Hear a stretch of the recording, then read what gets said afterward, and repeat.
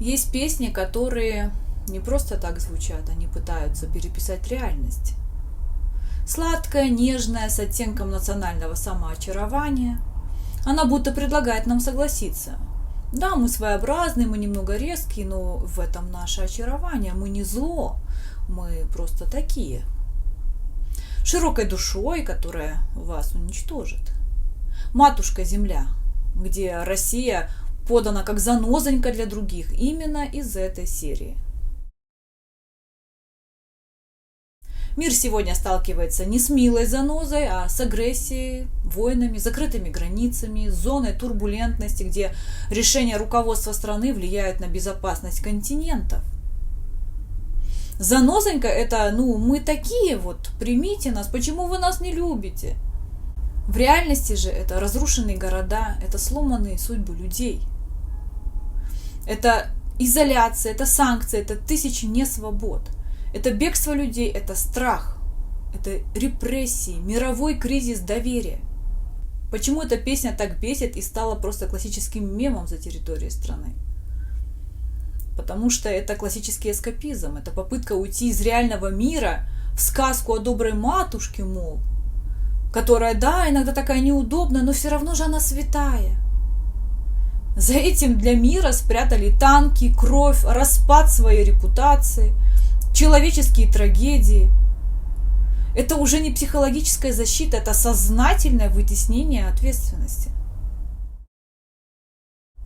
Образ занозы – это риторический трюк, и он делает три вещи. Первое – это он минимизирует масштаб проблемы, потому что большая политическая и военная угроза, она сжимается до уровня такой, знаете ли, милой странности.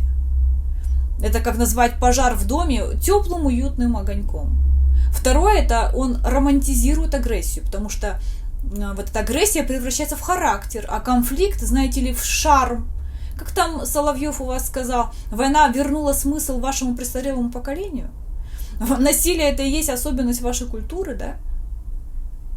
Ну и третье – это образ, такой образ, он снимает ответственность. Если ты всего лишь занозонька, то с тебя уже нельзя требовать никакой ответственности. Ты же не субъект, ты же просто образ. И это очень удобно, это психологическая эвакуация называется.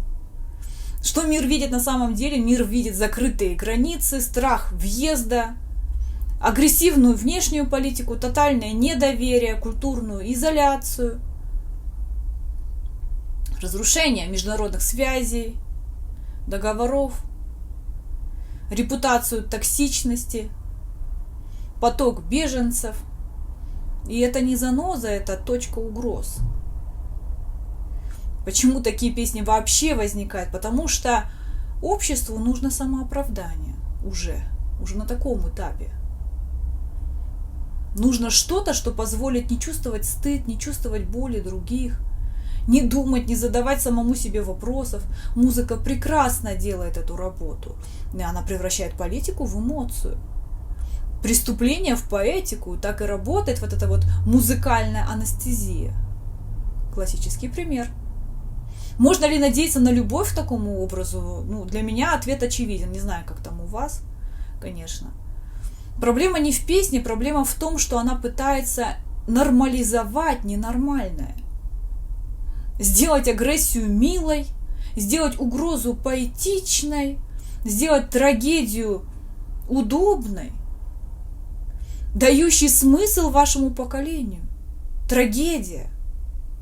Никакой милой занозы там нет, есть страх, есть дистанция и закрытые двери. На этом все.